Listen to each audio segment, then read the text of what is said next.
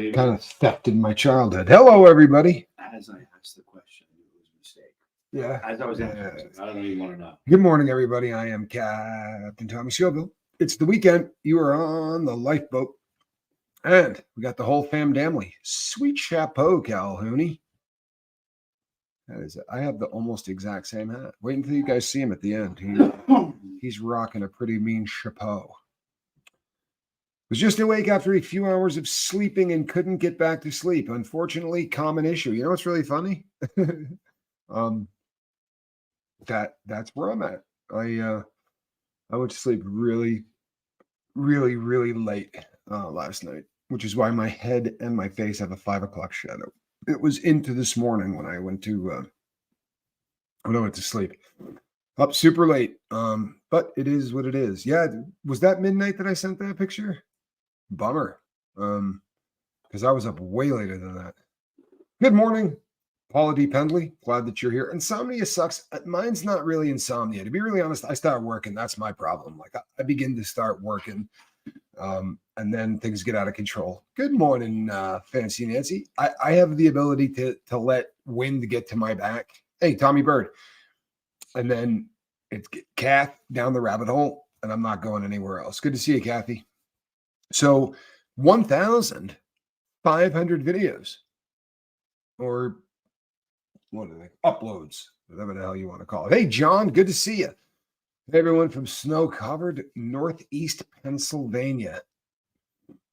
You know what? I drove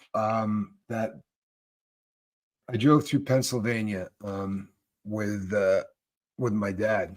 I don't remember what the hell we were doing. It was he was doing a business trip of some kind, and I was just about the age where you leave the house, and he was wanting someone to just sort of ride shotgun with him for the trip, and it seemed to make a heck of a lot of sense. And I got in the car, and it was just a great drive. Great drive. Good memories of that part of the world, man. Really good memories of that part of the world. Bruce, good to see you, my man. Hello, Pebbles. Yeah, so 1,500, man. That's a lot of crap we've put up, isn't it? I mean, for real. One of those was what, 20 hours or 19 hours or whatever, where me and my far more handsome brother did a live feed where we were going to go 24 hours, except I came up a little short on that one. I've never rubbed that in. What's that? Never given you a hard time. Were you wanting to now? Is that why you just brought that up? He's getting ready to pile on. He said, I've never burned you on that. I know my brother, if he brought that up, he's going, you can loading up right now. Go ahead. Come on. You're so full of crap. You're not good. Go ahead. Take a shot. I fell asleep early. It is what it is. I apologize. That one was, I was worn out, Calvin. I was worn out. 1 p.m. in the afternoon in the UK. Wow. Our friends from the other side of the pond. It is an honor. It is truthfully an honor. He's typing no shame, and he's sitting here with this look on his face that if you could see, he's got this look like you are such a candy. I cannot believe you could pull 4 more hours so we could do. It's true. I was not doing well. Valerie, up till 2. Okay, that's pretty much where I was at. I stayed up really late and then got up really early. Mama Scoville has nice fingernails. That's probably all we're ever going to be able to get of Mama Scoville. Look really carefully at the thumbnail, and she's actually in the thumbnail. Surprised you didn't know that. Look carefully, though. She is sitting in the thumbnail. Oh, we got to talk about some stuff that's crazy, people. We really do. Crazy. So, our boss, right, at the Big Red Button. The Big Red Button is owned by Google. Google is owned by Alphabet, right? And they own the world. Anywho, they are changing policy in February, which means that I can talk about this now, but I might not be able to talk about this in February. If a sensitive event happens, we're not allowed to talk about it on YouTube. How about them apples? If there is a sensitive event, we're not allowed to talk about it on YouTube. So if there is a sensitive event and it seems like something I really got to talk about, then I'm going to come on here and say, hey, you know that other platform, the one that starts with an R? I'll see you guys over there shortly. What is a sensitive event? Well, isn't that something, Calhoun? See, they don't really specify what a sensitive event is. And everybody seems to have got that. Hey, what? What's a sensitive event? Yeah. Okay. What is a sensitive event? See, this is the kind of crap that scares me, right? When I remember when I was in the feds, the rumor started to go down through the prison that there are like 6 freaks, bad people in the feds who are not being let out, even though their sentences are up. Yeah. They are deeming them still a threat to society, and they are keeping them in there. Now, they're a threat to children. So all of us, every convict in there was like, great, keep them there. Now, I never said it out loud because it would be the wrong place to say it out loud.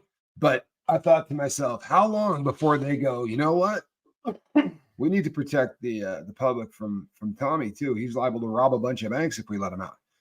Those slippery slope things are terrifying. But I promise you, there is a new policy. You can look it up, and it's big.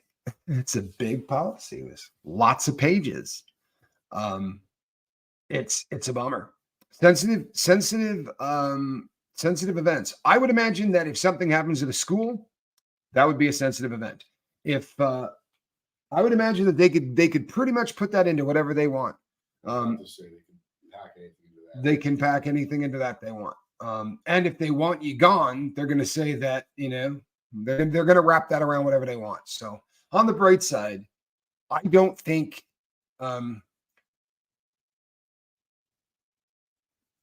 this is painful. I agree with you. This is painful. This is just painful. You know what it is?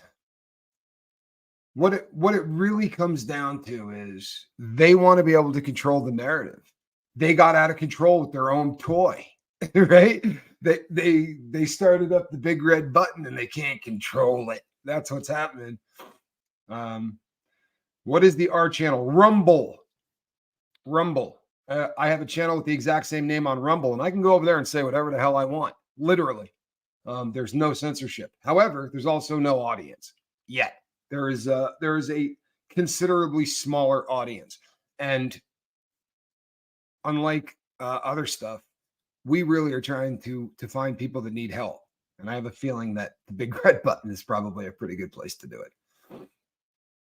How many newspeak acronyms are we going to have to adopt now? Here's the good news is this. When we come here, the stuff that we talk about, I mean, with the exception of somebody that just overdosed, you know, or I mean, I guess we do some true crime stuff and we talk about some things that, but if it starts looking like it's going to threaten the boat in any way, I'm just going to go, we'll see you on the other side, and we'll jump over there and I'll say whatever I want. Rumble confuses a lot of people. It's also one of the, it's one of those things that I have a channel. Yeah, it is not easy to use. It's one of the reasons I don't really like being there. If it was a much easier platform to use, I might have bailed on this one, honestly, because there's something really fantastic about just being able to go and fire off at the mouth and not care at all. It's a bummer. Well, they actually might. Here's where it sucks. I have a Rumble account, thank goodness. This is getting ridiculous. Not you. The big red button thinks it rules the world. It might. Think about it. We don't even say. We say Google it, right? I mean, that is just, it's what we say, isn't it? If there's a debate, what do we say? Google it. Who controls the information controls the world, right? I was sitting on the couch yesterday with Johnny Scoville, and he says to me, we were talking about a very, very funny skit from our youth.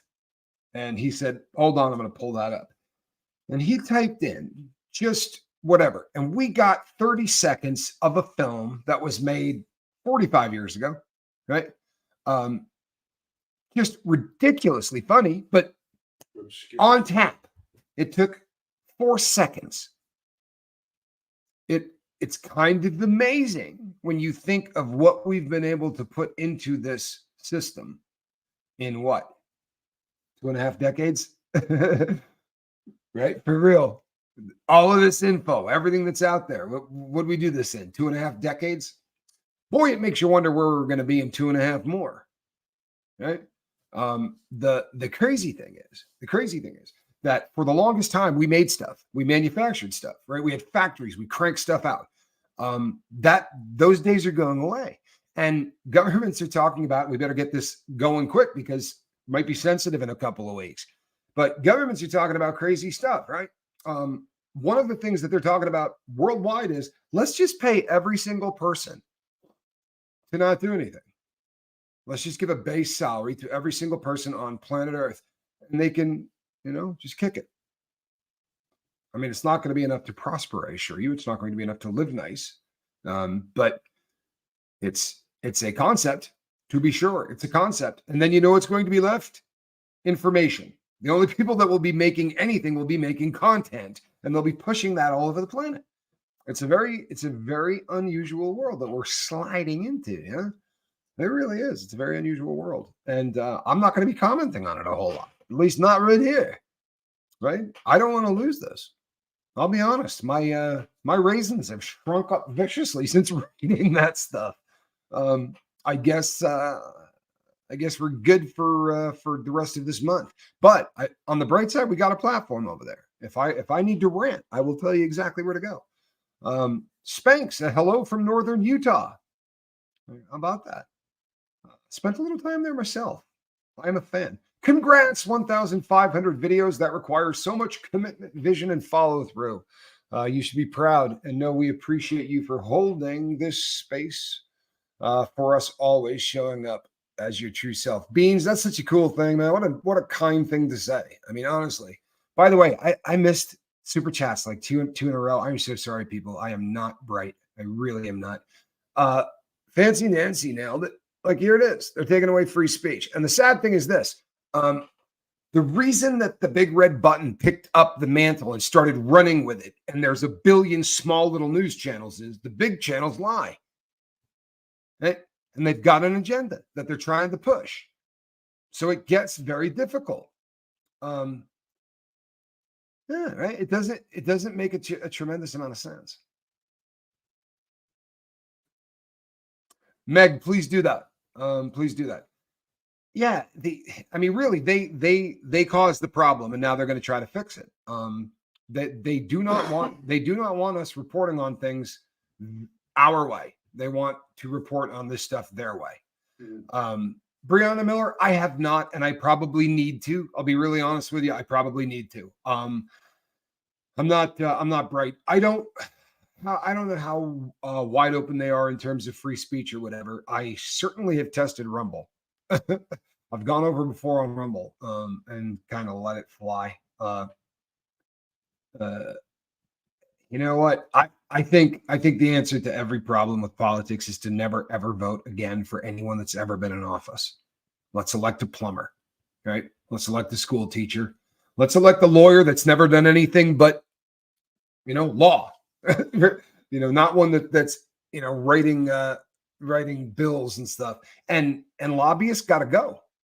Lobbyists got to go. If you work in Washington, you should never be allowed to be a lobbyist when you leave. That's just bad form if you think about it.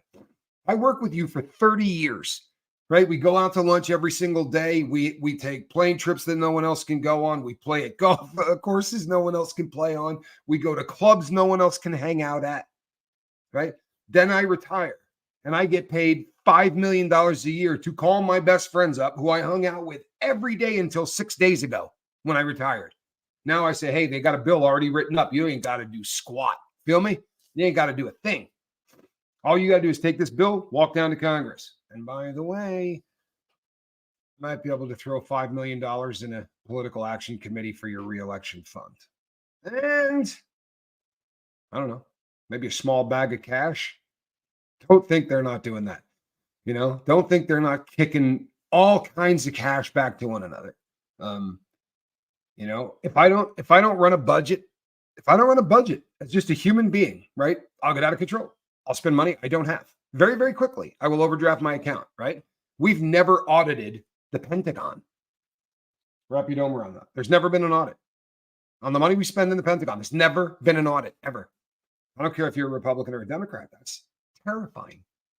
That's terrifying. How they, and you know what, by the way, people, this isn't politics.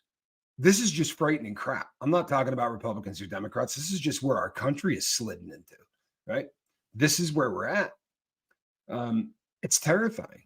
Honest to God. I kind of like that idea, Calhoun. You draft people into into government, run them through every couple of years. I think like a lottery. Oh, I love that idea. I love that idea. Everybody, Israel has to be in the army. Everybody at some point is going to have to serve. Yeah. It's a bad idea. Yeah, the red button is YouTube. The big red button is YouTube. They are owned by Google, right? And the parent company for all of them is called Alphabet. Yeah, Alphabet. Pretty sure Alphabet's the one that owns them.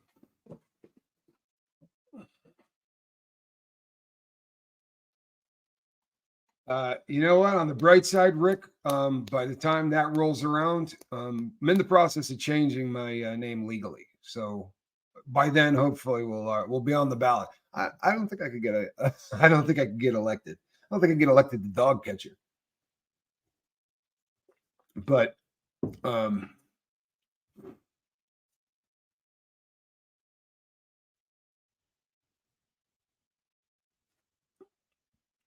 yeah, this is a real, I mean, this is a legit point, right? This is absolutely a legit point. I work in IT and I've been observing dynamics on social media for a while. Fake news, woke people, and cancel culture are a huge problem. If you let them run, dangerous. If you don't, you limit others. Yeah, we let this experiment get away from us, right?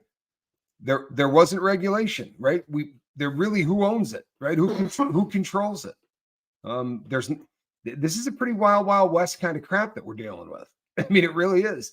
And I think they're trying to shove, the genie back in the bottle. And I don't think that works very well. And it's what scares the crap out of me. I think, and I know that people aren't going to be fond of this, but I think you kind of got to let it run wild, and you have to trust that people can figure out the wheat from the chaff. Because if we go the other route, then some jackwagon has to be the person that says, that's fake, that's real, that's not, that is. That scares the crap out of me, right? And I've heard people say, well, we could have AI do that, right? And wouldn't that be safer? But AI? Who's AI? Whoever programmed AI, right? Whoever happened to work on that, it is going to be their values that go into this decision-making process that a machine makes, right? A machine with my values, we could be in deep, deep doo-doo, right? For real. You would not want my values running the country, because we'd have a much different legal system, and I think we'd get out of control, right? I'd be snuffing people a whole lot quicker, I promise. I would. I'd be taking people out. And if you say you're at one again, oh, Lord, I'd rather not have one.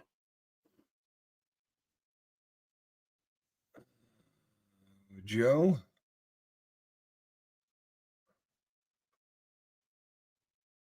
You're relying on the American public not being gullible? No, I believe that the American public is gullible. But who are we going to put above them to say, this we cannot trust, but this we can? The arbiter of that is what scares me. I wouldn't want me to have that job. Would you want you to have it? Honestly, would you want that gig, to be the person who determines what's right and what's wrong? I'd get out of control. It's like that quote from Men in Black: "The person is smart, but people are dumb, stupid animals." We need to teach society to do proper research and be careful to, this is a really cool concept. We need to teach society to do proper research and be careful to believe what sounds valid to them or plays into their mindset and just want to believe it. I mean, that sounds great. We can't even teach them that people whose skin color is different, are the same. I don't know that we're going to be able to get them to the nuance of news, right? Now, I think over time, people are going to figure out a lot more about this whole process, But let's be really honest. We're 2.5 decades into every amount of information in the entire world at your fingertips, right? That's a cool concept. It really is. Unfortunately, there was never anything put into place to kind of be a babysitter. And how do you figure out who that babysitter is going to be after the fact? Because I'll tell you something. There are really different opinions depending on which country you wander into as to what is news and what's not news, what's allowed, what's not allowed, right? It's pretty crazy. It's pretty crazy.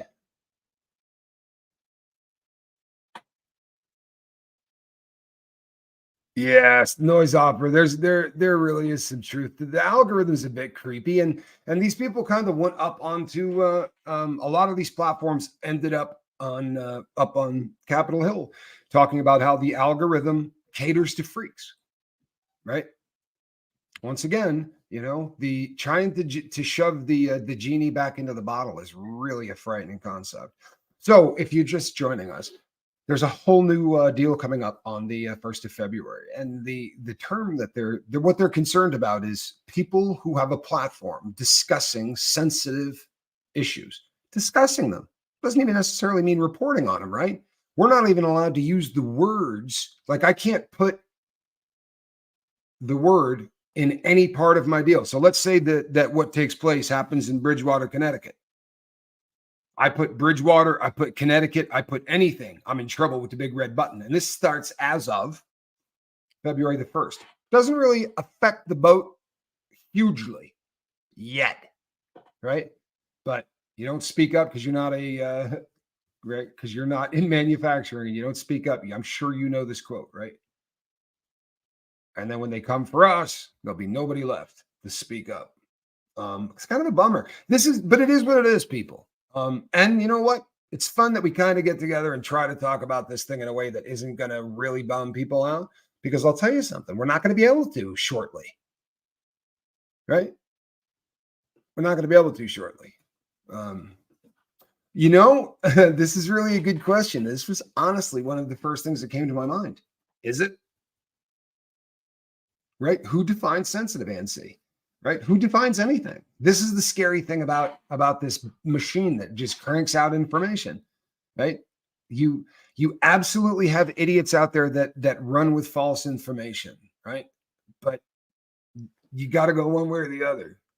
If you let them roll, there's going to be some information out there that is absolutely ridiculous, right? Absolutely ridiculous. And there will be people that buy into it. I don't think it's going to become mass hysteria. I don't think we're ever going to get to the point where every single person on planet Earth believes the Earth is flat. I don't think that that's a possibility. I think that there are a lot of people who will, right? And I think if they want to, I don't know that we should regulate that they can't.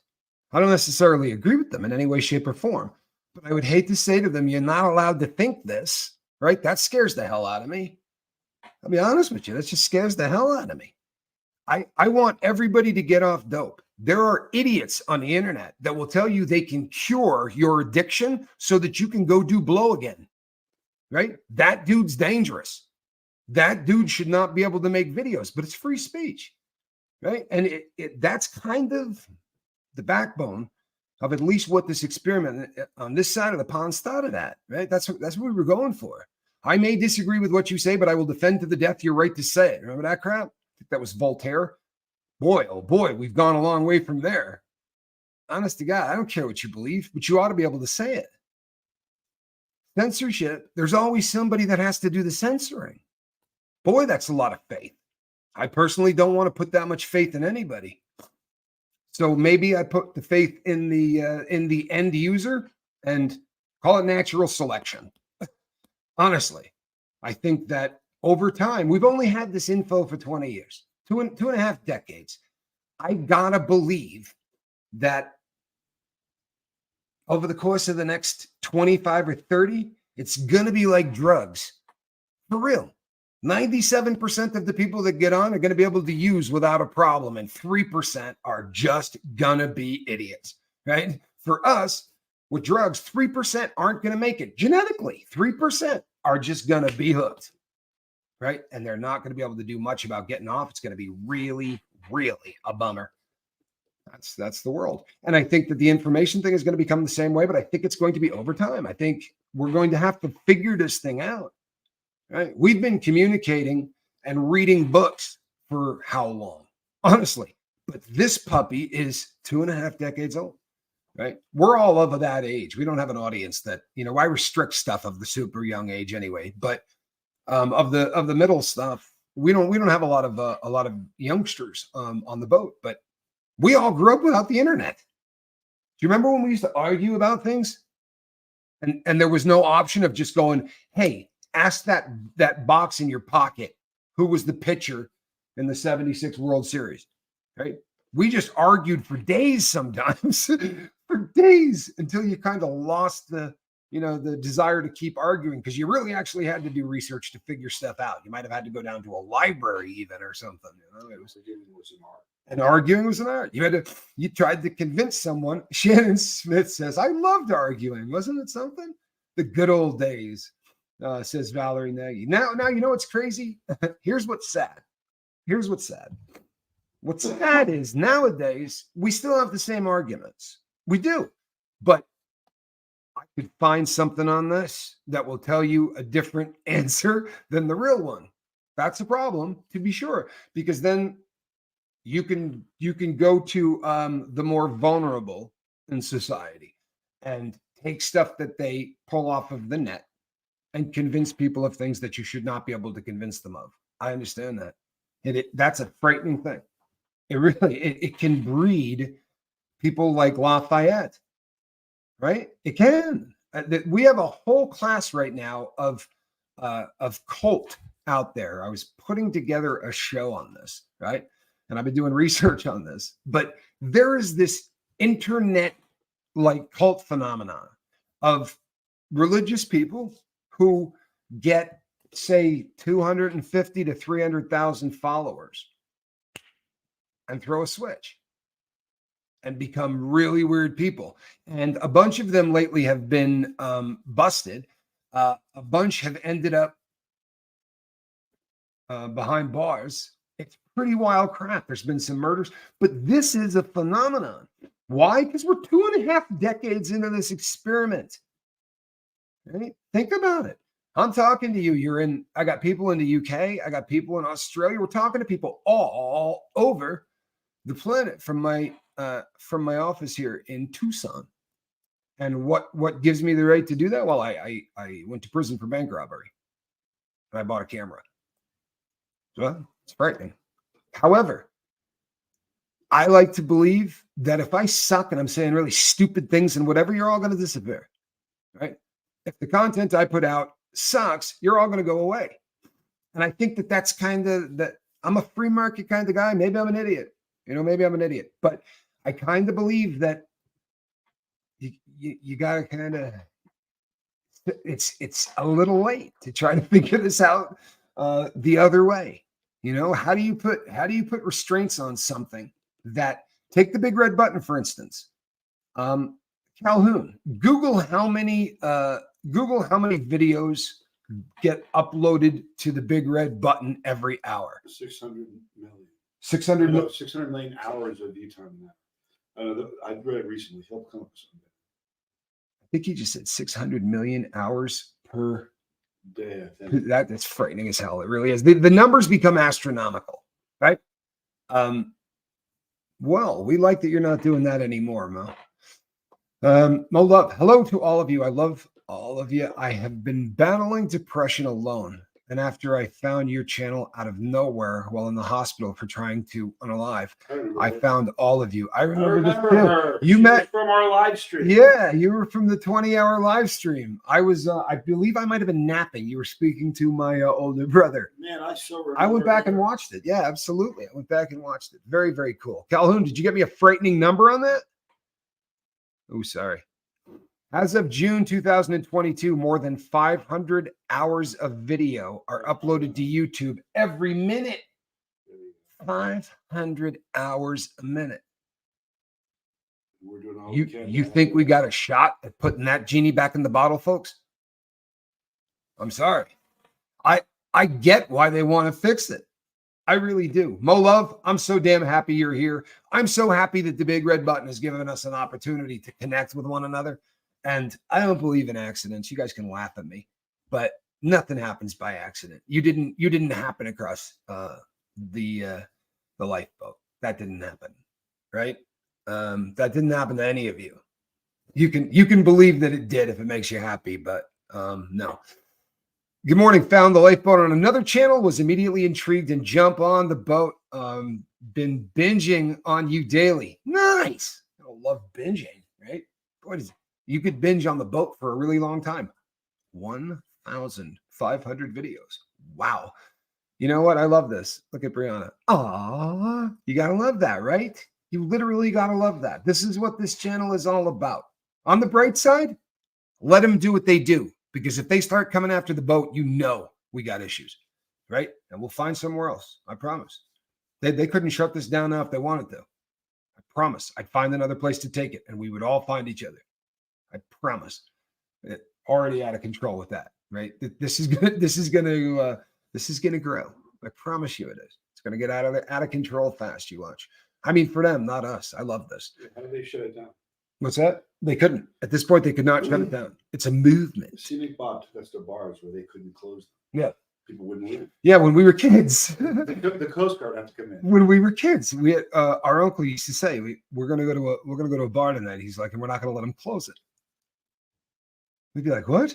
He'd go, yeah, there's gonna be 700 people in this. When the guy goes, hey, you all gotta leave, we're gonna go, no, I don't think that's how it's gonna work. I think you guys are gonna keep serving drinks, and I think we're gonna hang out here until the sun comes up. And I'm not kidding you. That's what would happen.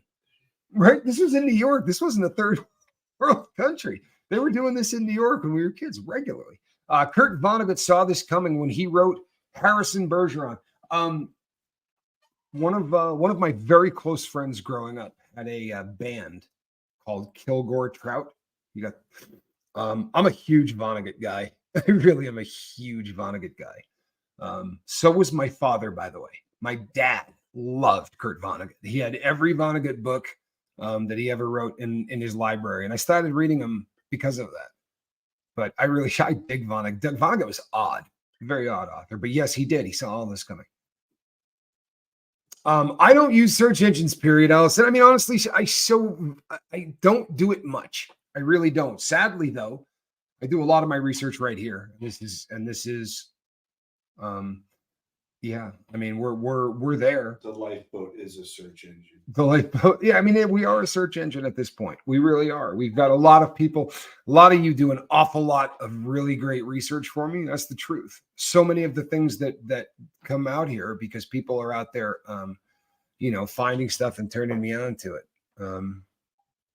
I love YouTube. Don't get it messed up. I love YouTube. I don't like the parent company. Right? I love America. I'm not very fond of its government, but I love the Big Red Button. I really do. I think that this community and what we've got going, I mean, there's trash there, right? Tons of it, but that's society, right? There's always going to be the great people that want to make things better, and there's going to be dirt bags. And you know what? Sometimes those dirt bags might turn their life around. There are people that don't believe that, but Tommy, Meg asked your opinion on MK Ultra. This is this is probably one of those things that people will say, "Oh God, don't talk about that, Tommy. Are you stupid?" And look, I probably am, but I'll talk about it because here's the deal on MK Ultra. I got a grip of info on MK Ultra through FOIA. I didn't do the FOIA. A friend of mine did FOIA. It's, you know what, Allison, I can't help it. I wipe my nose with a Kleenex. I don't know that I've ever bought a Kleenex. I Xerox things, right? I think my machine is made by Epson, right? I'm bad at that. I'm bad at that. It's an expression, right? I think that's how I brought it up earlier too, is to say, that's what it means, right? It means at this point to decide. I think it's frightening. I really do. I'm sorry. I think it's frightening. I'm sorry.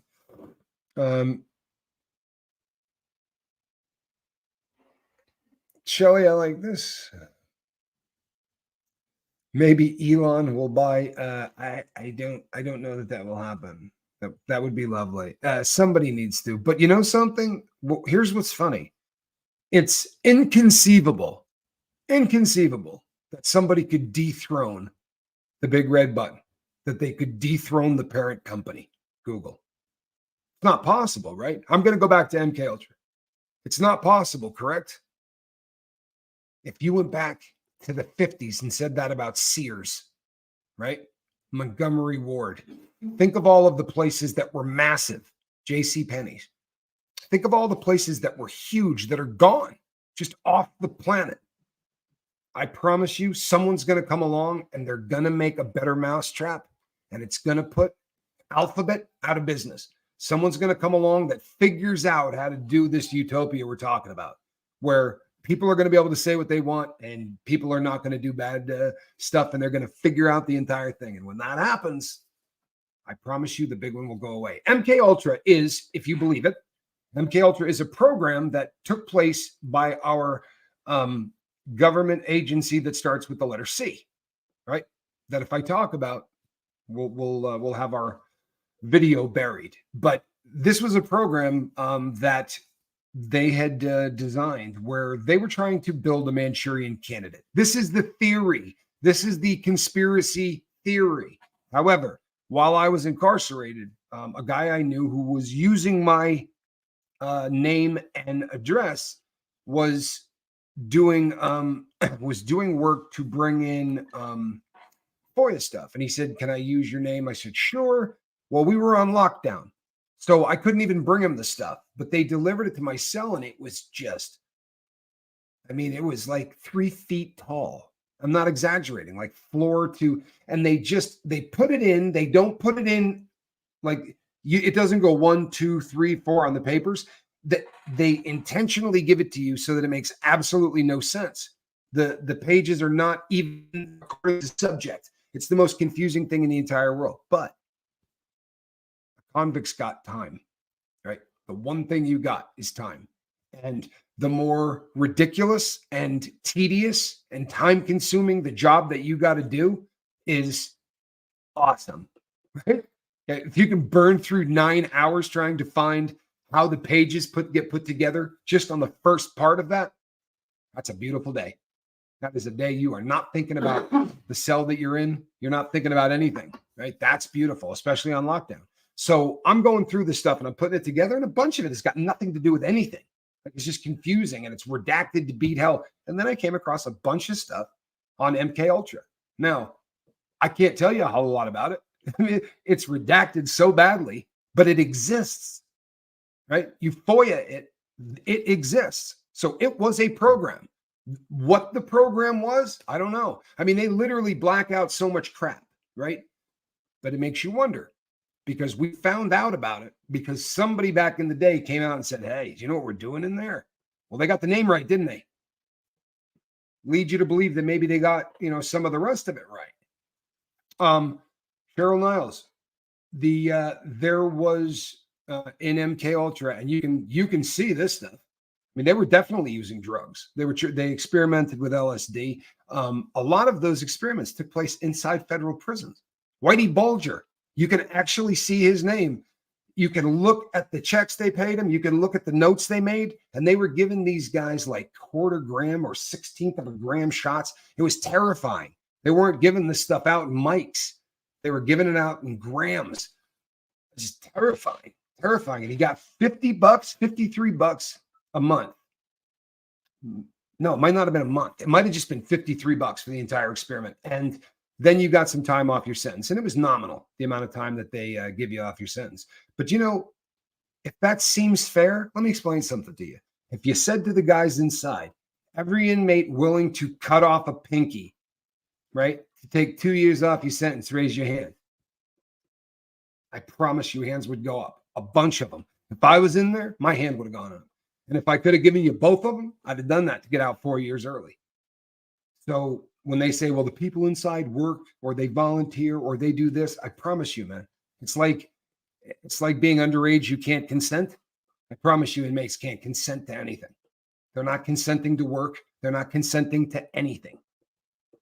I promise.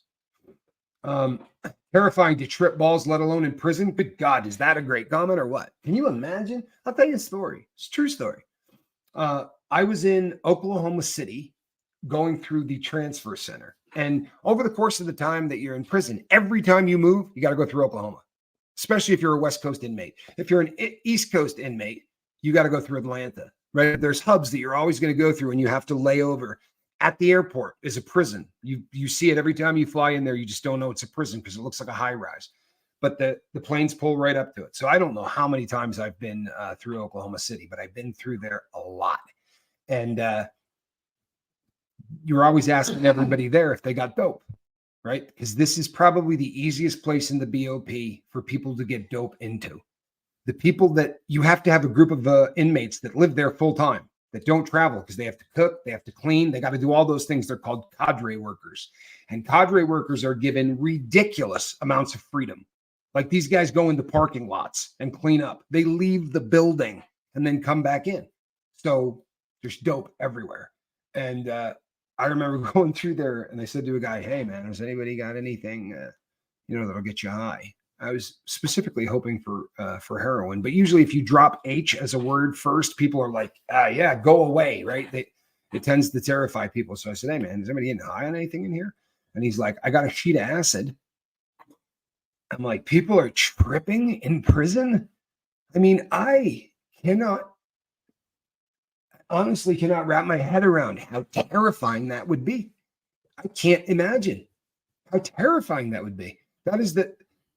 It literally is the most frightening thing I've ever heard. It is. It is the most frightening. I want to tell you something. Bad days in prison feel like you're tripping, right? They feel like bad trips. God forbid you did one of those. Like you did it. You're sparking when it goes bad. If you happen to be tripping on the day it goes bad, you're never going to be the same, right? Because like I said, it's nothing but boredom. You can go a month with nothing going on. But once something starts going on, you're going to have PTSD from it for the rest of your life. I do. I got PTSD from watching a guy get killed. If I had been tripping when that happened, I'm sure I would be in a room going like this, rocking back and forth. Oh, God, what a terrible idea. What a terrible idea. I will say this. There is a drug that they give you in prison, and I cannot remember for the life of me what it is called. But it is for IBS. It is for irritable bowel syndrome, right? Inside, they call these things Smurfs. It's IBS, right? Irritable bowel syndrome. Eat 15 of those things. Mm-hmm. And I promise you, it is as close to tripping as you're ever going to get without tripping. And I did do that because I had no idea what was about to happen. And this dude was like, oh, you're going to love this. And he starts describing a bunch of drugs that I do love. Right? He's like, oh yeah, do you like Loratab? I'm like, do I like Loratab? All right, give me some, right? And I'm macking these things back. And about 25 minutes into it, I was like, this ain't Loratab, bro. Like, this ain't good. I actually it was awful, man. Like the floor was doing this number. I don't like that. I don't want to be inside tripping on the street. Like if I'm sparking, I want to be outside in the woods. To me, there is something that is very like get back to nature about sparking, right? Yeah, exactly. Maybe a fire. Yeah, this Doug would have loved this conversation to be sure. Yeah, rest in peace, Doug. But I'm not a guy that can enjoy that stuff inside. That's frightening. And to be locked up, like that noise of the door closing is frightening to beat hell. You're a different kind of person. You can trip. Buscapan. I don't know if that's it, Barbie. I really don't know what it is. All I can tell you is this. It's terrifying. And they're blue, right? They call them Smurfs inside.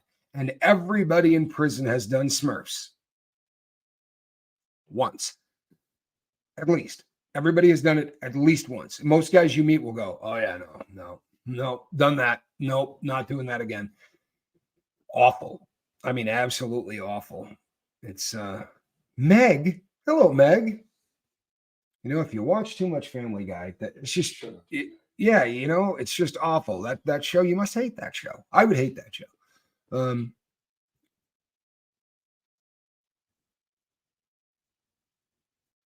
Dicyclamine. Why do I feel like I know that word?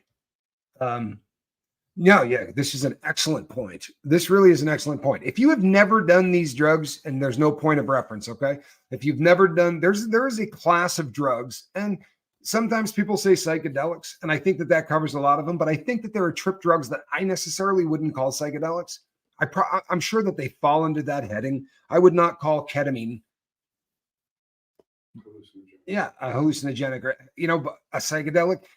But you're definitely tripping. And what I mean is you are starting to have a difficult time with reality and what is real and what is not. These are drugs that can literally cause disassociation to the point where you're not 100% sure if things are or are not real, right? That's kind of frightening.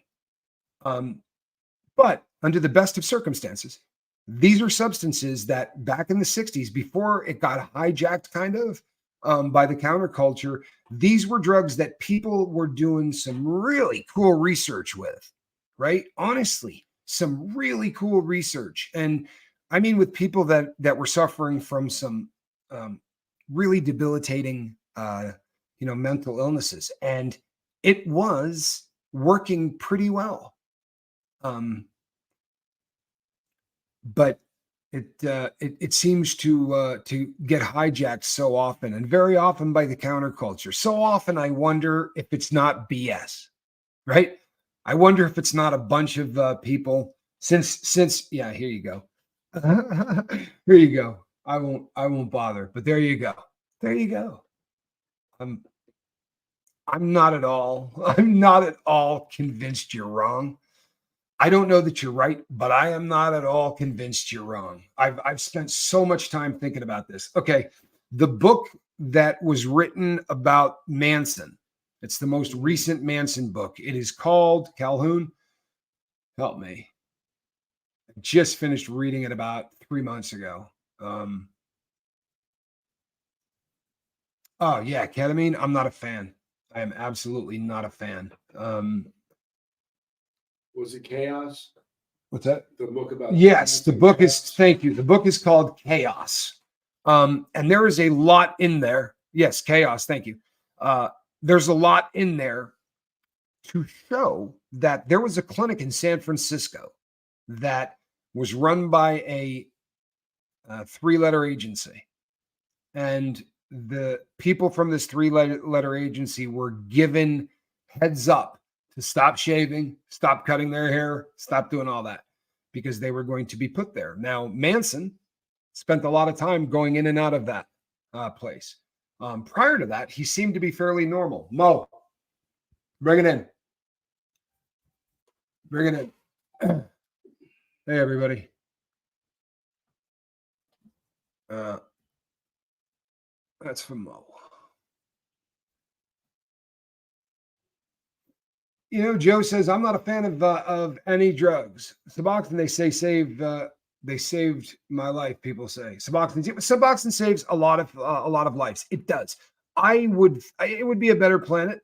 It would be a better planet if all of us were able to control drugs. The idea of them not being there, I think, is a difficult thing. We need them.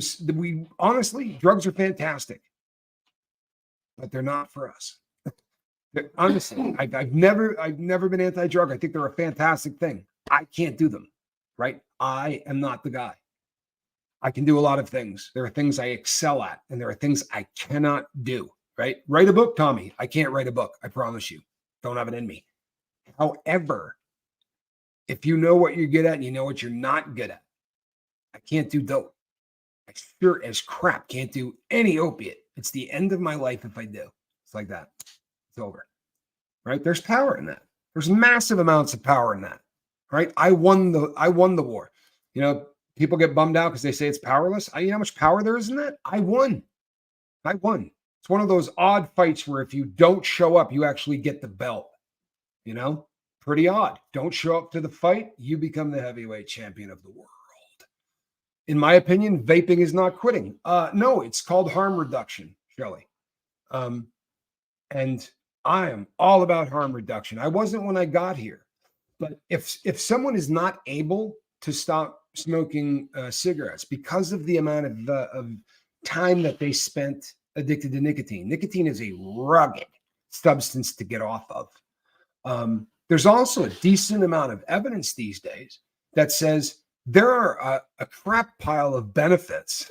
I'm sorry, but there's research that says when you want to compare it to an antidepressant, there are people on this planet that if they could take a shot of nicotine 5 times a day, will never have to be on any other kind of medication, because 5 times a day, the guy that wrote Bulletproof, the guy that owns Bulletproof Coffee, check that guy out. He's kind of fascinating. His theory on nicotine and on all of it. I agree with you. Vaping is not, you have not quit. However, it beats the crap out of lighting something on fire and then breathing it into your lungs, right?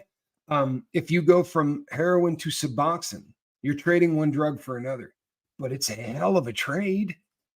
I mean, that's harm reduction. That's a good thing.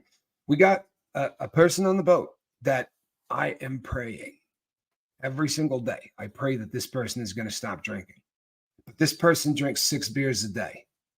When this person found the boat, they drank 5 6-packs a day. I'm not going to ride this person very hard about his 6-pack. I'm not. He's living a better life right now than he was. His life is in way less danger right now than it was. And I think, and I know he's listening, but I think his brain is firing a whole lot better than it was when I met him, right? A lot of the things that the guy says are not as stupid as they used to be. Right? Because when you start to decrease the amount of poison you're putting in your body, all of the processes start working better, from dropping a deuce, right, to every other part of your life. And thinking is a big part of that. Tommy, does that include painkillers like Tylenol or ibuprofen? Or are you talking about hard drugs like opiates? My problem is opiates. I take all kinds of non-steroidal anti-inflammatories. I am all about any painkiller that is not an opiate. You got a painkiller that's not an opiate, I'm willing to try it. In fact, I'm looking forward to it. That would be that makes me really happy, and I love the idea. Yeah, vaping with no nicotine is quitting. And oddly enough, there are a lot of people who do that. There are a lot of people that step down until they are vaping stuff that is just flavor. And then in theory, you then stop off of that. At that point, it's just mental. Yeah, Candy, I feel the exact same way, right? I feel the exact same way.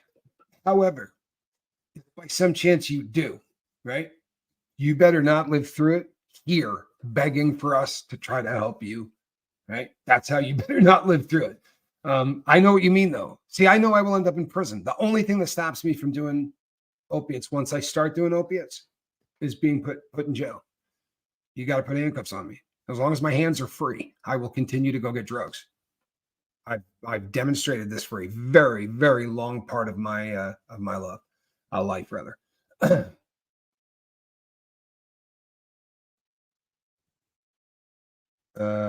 Vaping still causing harm? Absolutely. I wouldn't argue this. I would not argue this at all. Breathing oxygen is harmful. No, I mean, I would not argue that that is bad for you. Right? But I'm again, never been anti-drug, never been anti anything someone wants to do, unless it's killing them, right? Now, is vaping causing harm? It is. But if I got to compare the two of them and people say, listen, you don't know the chemicals, I know that lungs can't stand heat, right? So if given the option between literally breathing in burning smoke or some kind of a vapor, right, that is a third of the temperature, a quarter of the temperature, whatever, probably a better bet. But then ideally they have these little things that you suck on, right, that are and they're sold at every 7-Eleven everywhere now. It's called Zyn, right? A lot of people are doing that. Now you're getting nicotine and you're not ideally, it's like if you're doing, we got a lot of people here that smoke weed. not busting anybody's chops about that either. I'd rather see you eat it, right? Maybe vape it. I don't know. I'm not really up to par on vaping weed and in terms of what that process is like. I don't understand it much. I really don't. But harm reduction, like when I started this channel, I hated this concept. I really did. I was so against the concept of even talking about harm reduction, right? I really was against it. But yeah.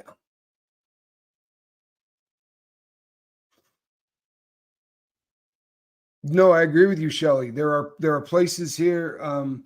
There are places here in the U.S. that are really starting to gain traction. There are even chains of them in this state that sell stuff that if you buy banana, it's flavored with banana. That they don't use anything. Everything is all natural. Like they really advertise that.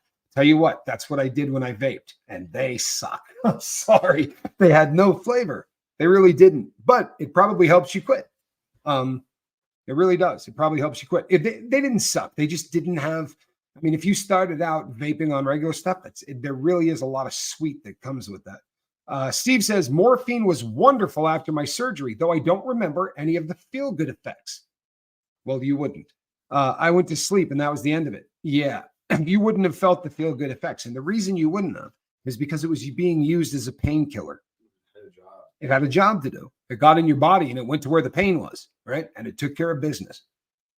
If there's no work to do, that's when you will, it will go to work on spiritual pain. It will go to work on emotional pain. It will go to work on anything that's not working between your left and your right ear. You got something that's bumming you out. I tell this all the time where, I said, people can come up and say to you, hey, so-and-so just died. And I promise you that you don't have the ability to have that emotional response that you would have 100 out of 100 times. Opiates will take that away from you. And I'm not telling you this on theory. It happened to me. It happened to me more than once and you're just sitting there numb as hell thinking to yourself, I'm going to pay for this, right? Down the road, I am going to pay for this because right now I don't care. I don't care, right? Nothing. It's impossible to care about anything, but you're not getting off scot-free, right? You're writing a check and you're sticking that thing in an account. And then when the time comes to quit, we'll be here and we'll help you work through all of that crap you stuck in that box, right? Because you're going to have to cash all of those checks. Yeah. Bye, you babe. I'm very happy that you did this. I'll tell you something else. Right now, across the country, make everybody really happy. There is a new one out there called Enjoy, and they got a special running that runs about $1.60 for the vape and the cartridge that you put in it. And according to my nephew, that cartridge doesn't burn out. He said it literally lasts about 7 times longer than anyone he's ever used, and he goes out the door at, did he say Circle K or 7-Eleven or one of those, but for under $2. It's a lot cheaper than a cigarette, and it's going to be a lot easier on your body. Izzy says, Susie Q, I still have cigarette dreams 5 years later. I still have heroin dreams 8.5 years later. I don't have them nearly, as often. They're very rare now. I honestly can't remember the last one I had. They're very, very rare now, but I still got them. I mean, I don't think you ever get over those. Maybe I'm wrong. I don't know. I know we got people here with a lot more sobriety than me. If there's any of you that got 20 or 30 years, tell me if you still get chemical dreams or if they stopped. You want to hear something sad? I told you the story about the cannibal that I lived with, right? He was killed in prison. His name was Donald Scott Taylor. He ain't suing. He's dead. You can look him up too. He was a very odd cat. He was in New Mexico. Look up Donald Scott Taylor, put the plus sign, any search engine that makes you happy, and get a look at this cat because you'll read about him. He was really a twisted individual, but he shot somebody on the 4th of July, killed this person, ends up catching life in prison. He had been in the special management unit, the SMU, the punishment unit. In Lewisburg. He had been there 5 years when I arrived. 5 years. The program's supposed to take 16 months. That is my boy right there. That's Donald Scott. He's no longer with us. He's dead. He did some crazy stuff in court talking about Satan. Like, he was really an evil person. I'm not playing games. He was the real deal. You can read about him. But yeah, I was doing time with him, and he said to me, "Oh man, I had the weirdest dream last night." And I said, "Yeah, tell me about it." And he said, "I was coming out of the chow hall, right, and describing a yard he had been on." And I said to him, "When was the last time you had a dream about the street?" And he said, "It never happens anymore, ever." It is a frightening concept to me that a human being can spend so much time in a cage that they can't even dream about what the other side of it looks like. And he was a dirtbag. If there's ever been somebody that needed to be in prison, he needed to be in prison. And I think it was bad wiring. Really, he would talk about his family life, and it was normal as hell. Like, he seemed to have a very normal upbringing. But when I first got there, he said to me, "What was your drug of choice?" I said, "Heroin, tar heroin." "What was yours?" He said, "Gas." And I said, "I don't know what that is." Like, if I assume this was a nickname, maybe, I don't know what they call PCP. There's a lot of weird names people call stuff regionally, right? So I was like, "What the hell is gas?" And he goes, "You put it in your car, right? Gas." And I'm like, "You breathing it?" He's like, "Yeah." He said, "Yeah." I said, "That's your drug of choice? Were you somewhere where there was no other drug?" And he's like, "No, man." He's like, that's the drug that."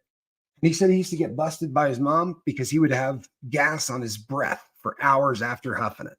Is that the scariest thing you ever heard? It's not face. Thank you so much.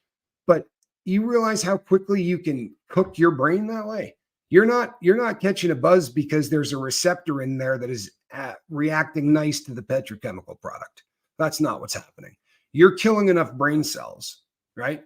That the hypoxia, right, the lack of oxygen, you're cutting off enough oxygen to the brain that something bad is happening. Pretty crazy stuff, right? Pretty crazy stuff. But you were in high school when dust was dust is terrible. Dust is terrible. Any doctor you talk to on planet Earth is going to tell you this, right? I vape. My doctor would rather have me do that. I'm sorry, that's not what I was trying to do. There we go. I vape. My doctor would rather have me do that than smoke. I'm asthmatic, and I notice a big difference in my lungs. I've heard that from a lot of people. Dust is penicillin, PCP, a very, very strong drug. It is, in theory, an analgesic. Like, it is a wild painkiller, but it has dissociative properties like no other drug on earth. Huffing is scary. And I saw someone that said, I had a friend who lost a job huffing. A lot of places have this cleaner that you do keyboards, but it's called Dust Off. When I was in the feds, somebody stole 3 cans of it. Why there were 3 cans of it anywhere in the feds, but I'm sure that some, aid or some, but dude had 3 cans of it. He wanted $150 a can. Now, I don't know who bought them, but I'm sure someone did, right? But yeah, they would sit and huff this stuff. I don't like that as a concept. I can honestly tell you that, with the exception of nitrous oxide, I've never huffed anything. Oh, and amyl nitrate, done a few poppers in the day. I think everybody probably did a few poppers. Or Rush. Oh, that stuff was awful. Oh no, Sherry Rook knew it. Oh no, you knew it. Amyl nitrate, there you go. I'm sure I spelled it wrong. Wasn't it terrible? It would make your entire head feel like it was on fire. But those come in 2 varieties. Like the Rush, the Rush comes in a little bottle you take the top off of. The poppers come with a little glass tube inside of cardboard, and you break the glass tube. But they have something in it to make it gas, because it's nothing like breathing it off the bottle. It's like it assaults you. When it hits you, you're like, whoa. It's awful. Freon, people are doing that. Thank the Lord. I never got into any huffing. I know huffing does damage.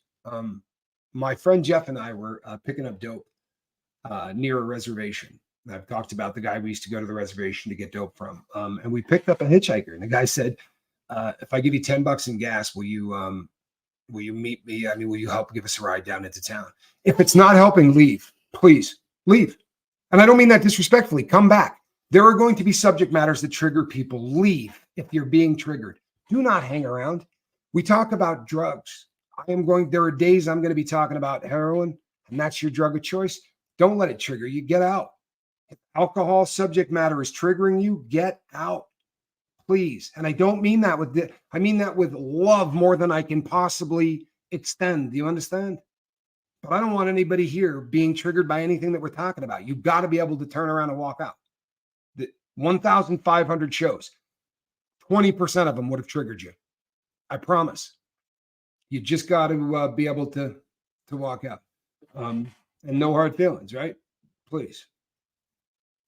I thought I saw Ben earlier. Please check out the Discord server for support. It is pure love. I'm sorry. There is subject matter that is bad. Sometimes, we're going to. I look forward to it, hon. You can see us this afternoon or tonight. We do 2 or 3 of these a day, right? We do 2 or 3 of these a day, and there's 1,500 of them in the hopper, right? That you can go check out. The doctor put me on tramadol after surgery and said it was non-narcotic and non-addictive.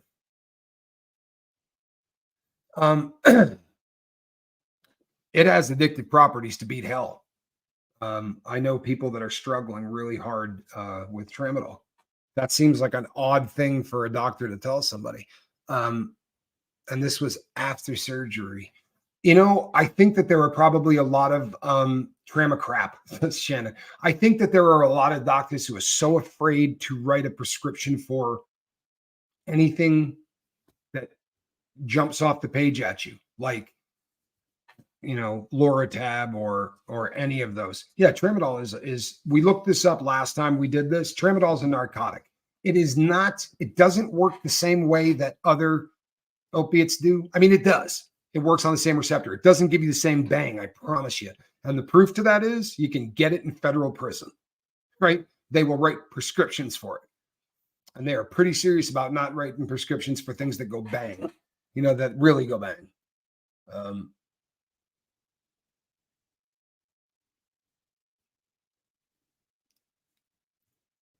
Yeah, I feel you. He said it is a synthetic and won't addict. Gives me tons of them. Oh man.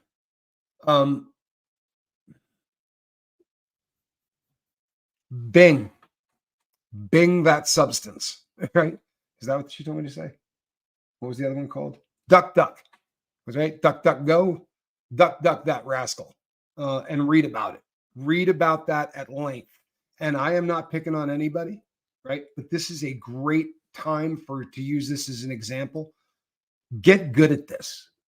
Get good at this. Get good at researching every single thing that they want to give you, right? Make sure that you know what you're putting in your body, right? Because we often elevate doctors to the level of gods, right? That these people are all knowing and they have bad days, right? They're opiates with a T come from poppies. Opioids are all synthetic, right? And there is a bunch of them, and synthetics do not make them any safer than, in fact, more often than not, it is the exact opposite, right? The exact opposite. The nice thing about the poppy is you cannot manipulate the strength beyond what nature intended the painkiller to be. I'm going to say that one more time. We have receptors in our body, right? Mother Nature put something on the planet that would work on those receptors in our body to treat pain. We decided we could do better than Mother Nature and decided to take whatever that was, multiply it by 2. Take whatever that was, multiply it by 2. That's why every time they find some new batch, you're going to hear them say, this stuff is 100 times stronger than morphine. You think we need anything 100 times stronger than morphine, right? I was a stone cold junkie, right? I mean, as bad as you would ever want to meet. I did 7 grams a day.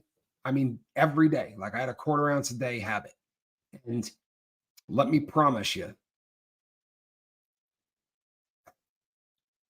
it does not need to be any stronger than morphine.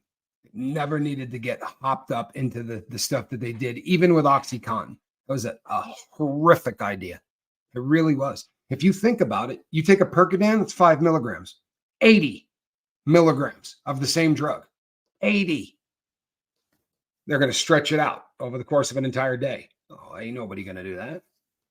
Right? All you got to do is shave the outside of that off. I mean, addicts figure it out real quick. And if you don't think they knew that when they were making them, if you don't think they knew we were going to be abusing those when they were making them, in the great documentary that was done on it, right out of Sackler's meetings, the notes, when they told him what percentage of people were getting addicted to it, he said, really? Thought it would have been higher than that. He was pumping stuff out that said you couldn't get addicted. They knew.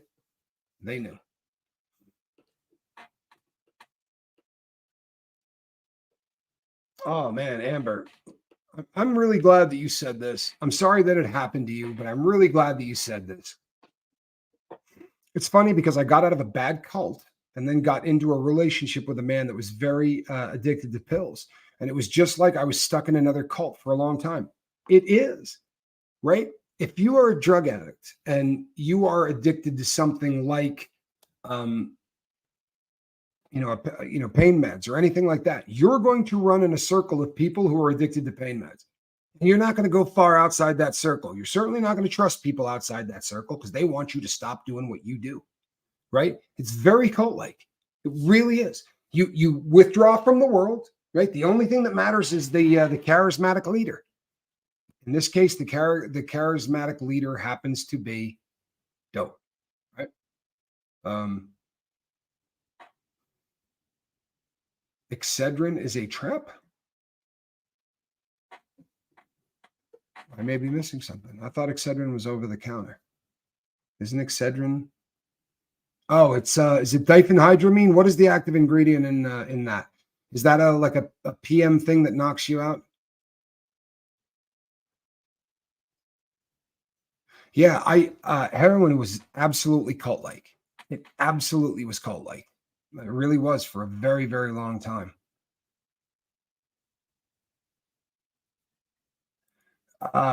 Rhonda, it may be the best bet and it may not be. And you're the only person that's going to be able to make that decision and working with the doctor, but research the heck out of it and talk to some people here. There is a gaggle of people here who have fibromyalgia.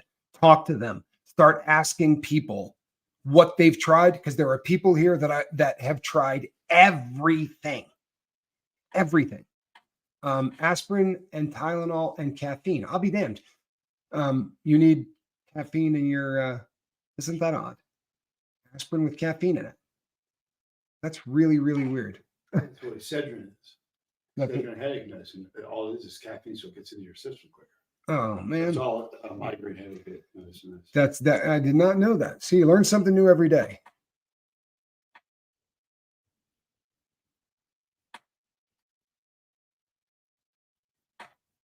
Squirrel senses that we've gone longer than an hour. She's into loaf mode. She's not particularly happy with me. We do have a contract. Caffeine potentiates the absorption. That sounds like you mean it. This is a squirrel in a basket. Once again, this cat has become a holy terror that dominates my entire life prior to us going live. It cannot happen again. Fibro sufferer here, I can only take Tylenol. I've heard a lot of people who say nothing works. I've heard a lot of people say the only thing that works is this. I'm sure that it's going to be unique to you. But I think that the more you can talk to people who have tried a lot of things, I think that if everybody you talk to says this one doesn't work, probably a pretty good chance that one doesn't work, right? So I would it really is an important thing to get very into your own treatment, to become the best advocate for yourself. Because if you don't, I promise you, they're not going to do a whole lot for it. They're turning and burning. You're a product. They got to get to the next one, and they got to get to the next one fast, right? That's how they make a living. They don't spend a lot of time with you by design. They can't. I get it, right? I can't.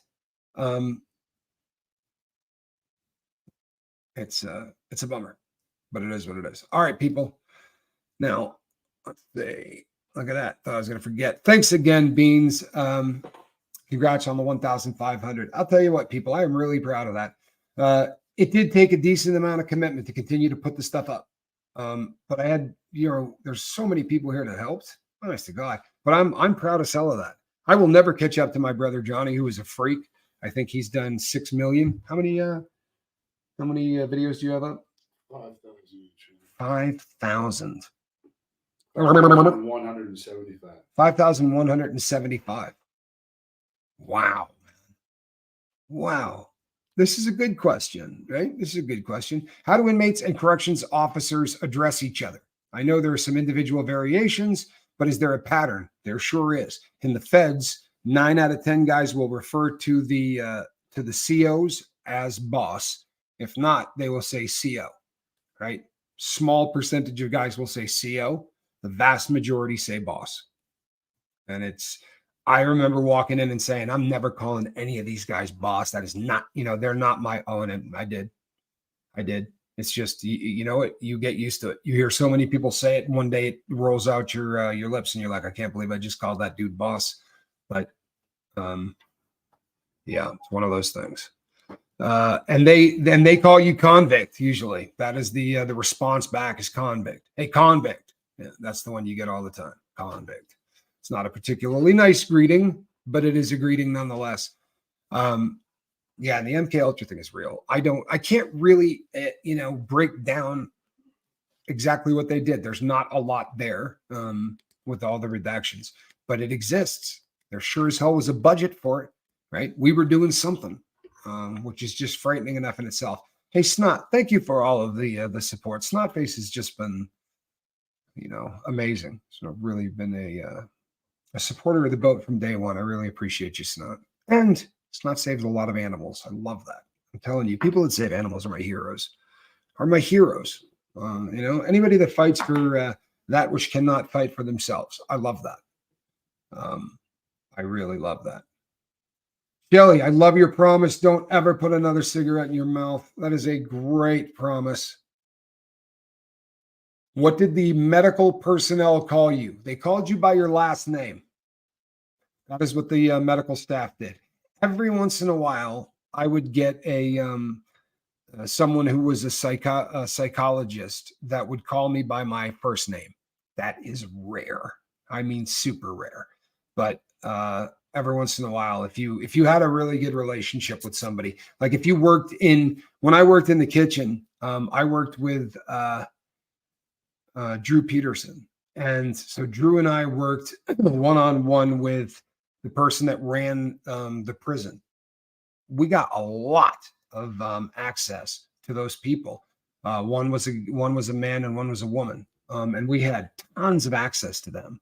They called us by our first names. It was very almost creepy how well everybody seemed to get along. Yeah, but more often than not, you just get called convicts, right? Convicts.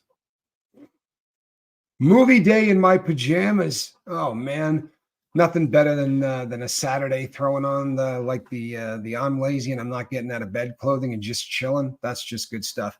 Calhounas, you gonna come on and say hello to us or what? Oh no, look at that.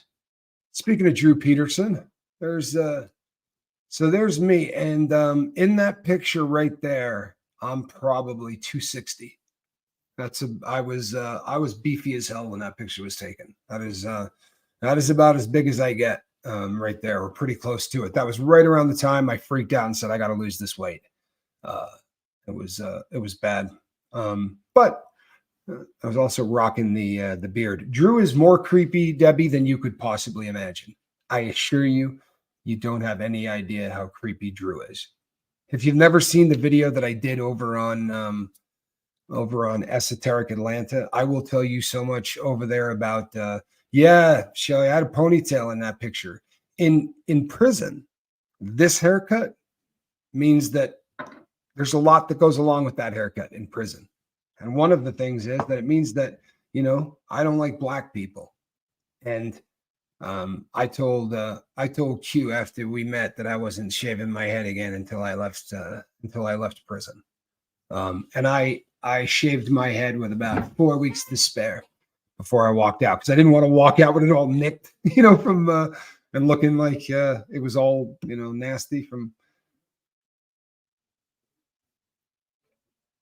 Mischief Managed. Thank you.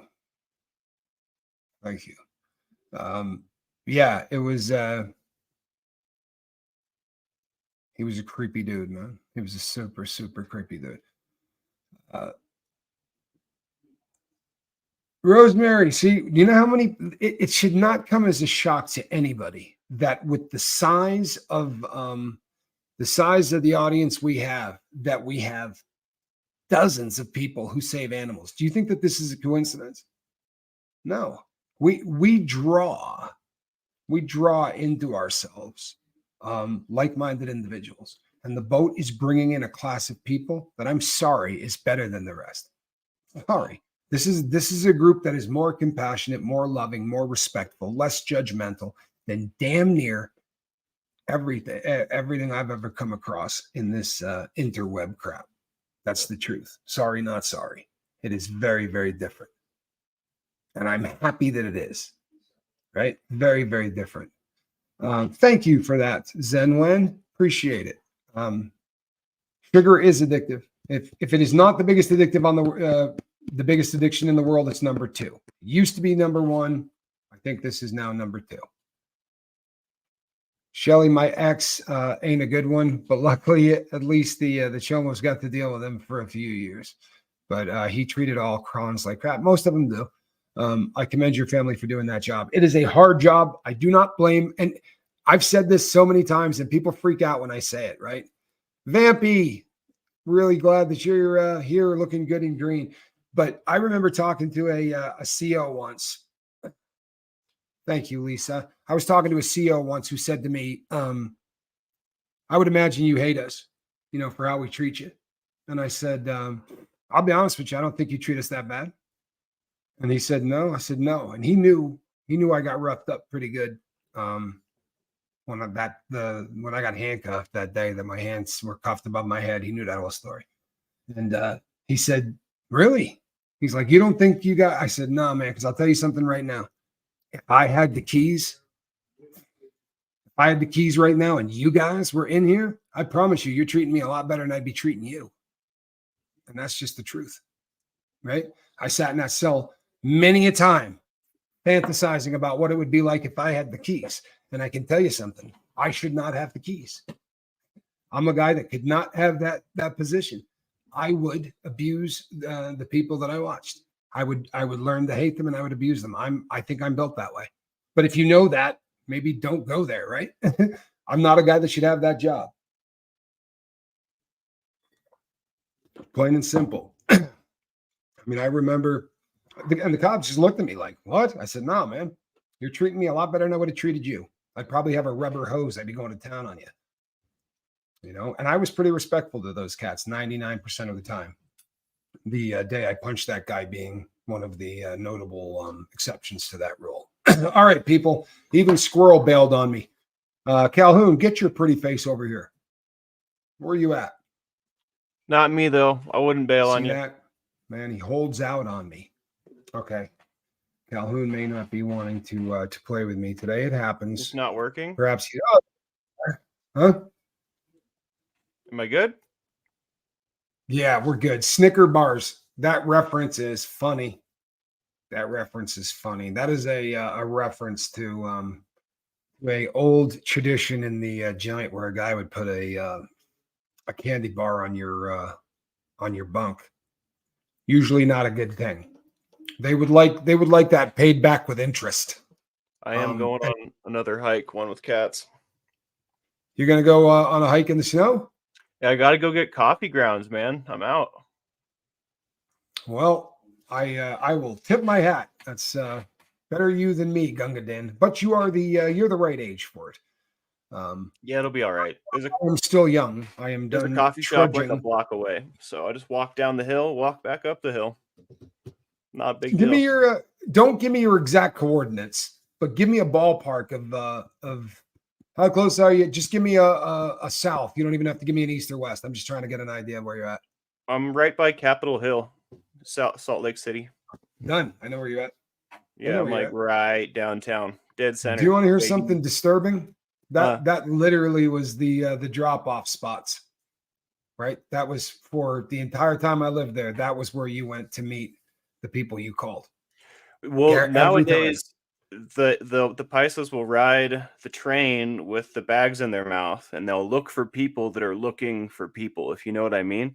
So Yeah. it's still like that down here. They shut down the homeless shelter, but all that activity is still happening right there where it used to be. And also there's like a new spot in Rose Park as well where it's absurd what's going on. Rose Park, huh? Yeah, what it's happened like to the other one? Well, they shut. So the mayor had this genius idea. We need to get a new mayor for sure. Mendenhall needs to go. But she's an idiot. So Memorial used to be the park, Calhoun, where that was so out of control. They used to call it Needle Park because there were so many of them on the ground. It was just disgusting. Dude, they have brand new tennis courts and like a beautiful lawn and all this stuff going on at that park now. Now people Memorial. Yes. Wow. I think Pioneer Park as well has been upscaled, but Mendenhall shut down that homeless shelter to open up 4 new shelters spread out across the valley. But nobody goes to those because when you're homeless, the way that you make a living is by being downtown where there's lots of people that can give you money. So if you're going to panhandle, whatever you're going to be doing, you're going to be doing it downtown. It was a friggin' dumb idea, and now they're everywhere. Now they don't have like a central hub. They're everywhere. It's sad. It's scary. It is. It's what's scary too is I watched this happen in Nevada. Reno wanted so badly to have a place for people to go and get out of the cold, and they bought a tent. Now these are don't think pup tent. I'm talking about something you could put 10 school buses, 20 school buses in, and they're permanent structures. They paid like $10 million for this thing, and they put hundreds of beds in there, and there were bathrooms and shower facilities and everything you could want. And if you failed the drug test, you're not walking in the front door. You fail for drugs or alcohol, you're not allowed in. Do you think that place is full? No. No, it's empty. When I was homeless, we used to go down to the shelter just for meals. We wouldn't stay there. Our odds were better either outside or I'm going to give a shout out. Were better. I'm going to give a shout out to the mission here in town. I went and took a tour of it with my brother Johnny. It was the most impressive facility I've ever seen in my life. Really? I'm not kidding you. Yeah. They say their goal is from without home to set. So you own your own home. You are living on your own. Everything is perfect. And it's about a 3 to 4 year process. And if people go in there, but if you go and you fail a drug test at the door, you're not allowed in. They take you somewhere else. They take you somewhere else, and they will help you get sober, and they will bring you back. They will not allow that in Reno, and that's terrifying to me. There has to be some place for those, because the homeless are there only for a couple of reasons. Mental illness is a big one. Drugs are a huge one, and we're gonna if you need kick lots of those people out. Resources for mental health and addiction in order to decrease the homeless numbers. The sad thing is that, believe it or not, the money's already there and allocated, right? Well, we have so much waiting to be used. Money, so much money. Its allocation is the problem, and its use is the problem. And how difficult it is. If you spell a word wrong, right? They're so tough with how things are filled out that you do anything wrong, anything on those forms, and you're starting from scratch. And They make it very, very difficult to access the funds that had been allocated to help people. And they can come out and say, hey, we gave this much money, right, for the opioid crisis. There's $30 billion that hasn't been used with a B. The system should. All right, people. I ran really, really late, Calhoun. Yeah, you did. If I do this, I'm going to start starving. the entire day behind schedule. It's my fault, not yours.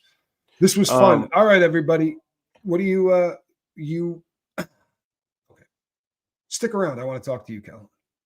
Hey, Mo Love, please keep coming back. Right? It goes to everybody else too, but please keep coming back. This is a tough journey. Under the best of circumstances, this is a tough journey. But I don't want anybody thinking that they're doing this on their own, yeah? Because you're not. I mean it. And I want to tell you something. You may be having a really, really bad day. I'll make you a promise. I've had them. Bruce, a lot. Right? The answer to that question is a lot. Yeah. All right, people. Off to Sprouts. Be careful, please. Everybody keep careful. Lady Spellbreaker, my friend Heather, good to see you. Much love. All right, people. We will see you on the next one, all right? Bye-bye.